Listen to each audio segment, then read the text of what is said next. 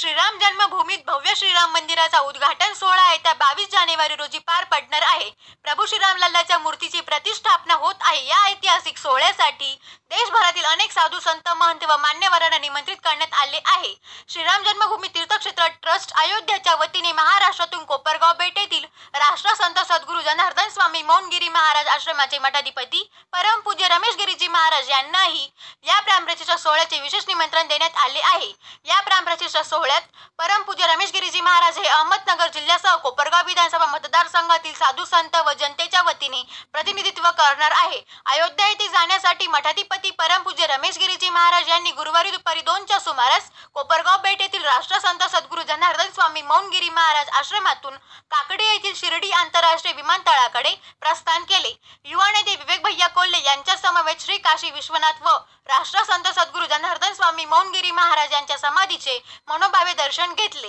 यावेळी कोपरगाव विधानसभा मतदारसंघातील जनता, संजीवनी उद्योग समूह व कोल्हे परिवाराच्या वतीने विवेक भैया कोल्हे यांनी परमपूज्य रमेश गिरीजी महाराजांचे संत पूजन करून वंदन केले व त्यांना सुखकर प्रवासासाठी शुभेच्छा दिल्या।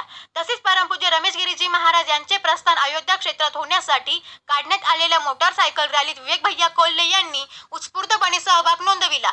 जय श्रीरामच्या घोषणा देत निघालेल्या या रॅलीचे सर्वांचे लक्ष वेधून घेतले होते। या प्राणप्रतिष्ठा सोहळ्यासाठी राष्ट्रसंत सद्गुरू जनार्दन स्वामी मौनगिरी महाराज आश्रमाचे मठाधिपती परमपूज्य रमेश गिरीजी महाराज व श्री क्षेत्र सरलाबेट गोदावरी धाम येथील श्री योगीराज सद्गुरू गंगागिरीजी महाराज संस्थानचे मठाधिपती परमपूज्य रामगिरीजी महाराज यांना खास निमंत्रण देण्यात आले आहे।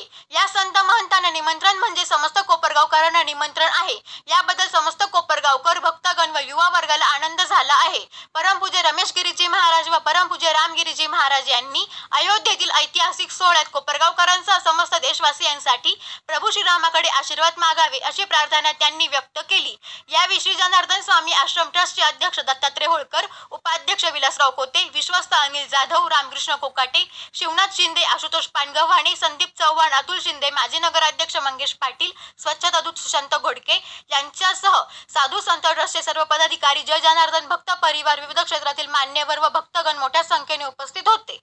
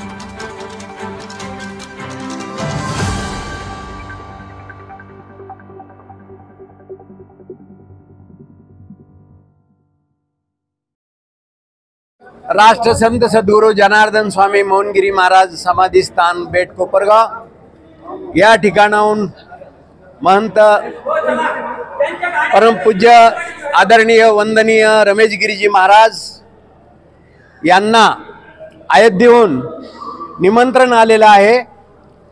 त्याप्रमाणे विश्वस्त मंडळाच्या निर्णयानुसार परमपूज्य रमेश गिरीजी महाराज यांना अयोध्येकडे 22 तारखेच्या कार्यक्रमाला उपस्थित राहण्यासाठी निमंत्रित करण्यात आलेला आहे, त्याप्रमाणे ते आज या ठिकाणी प्रस्थान करत आहे, तेव्हा राष्ट्रसंत सद्गुरू जनार्दन स्वामी मौनगिरी महाराजांचं प्रतिनिधित्व त्या ठिकाणी ते करणार आहेत।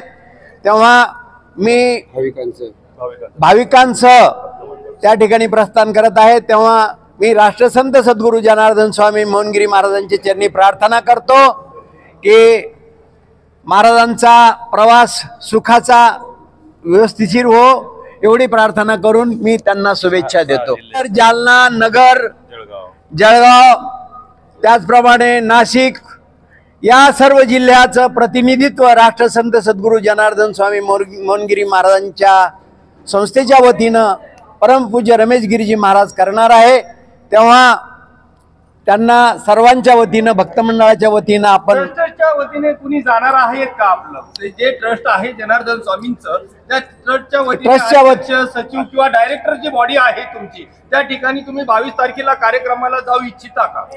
आमचं प्रतिनिधित्व परमपूज्य रमेश गिरीजी महाराज करणार आहे, तेव्हा त्यांचीच उपस्थिती त्या ठिकाणी प्रार्थनीय आहे।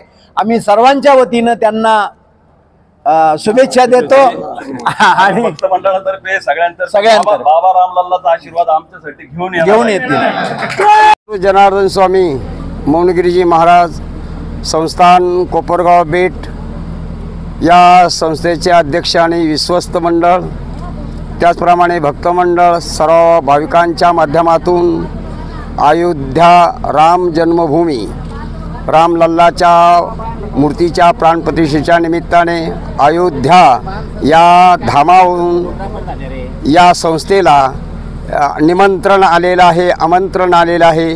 त्या अनुषंगाने सर्व भाविक भक्त, विश्वस्त मंडळ, ट्रस्टी मंडळ सर्व या ठिकाणी प्रस्थानाकरता सर्व या ठिकाणी जमलेलं आहे आणि सर्वांना रामलल्लाचा आशीर्वाद आहेच, त्यांचाही आशीर्वाद घेऊन अक्षता वाहून आम्ही सर्वांचं आमंत्रण त्या ठिकाणी त्यांच्या चरणावर समर्पित करणार आहोत।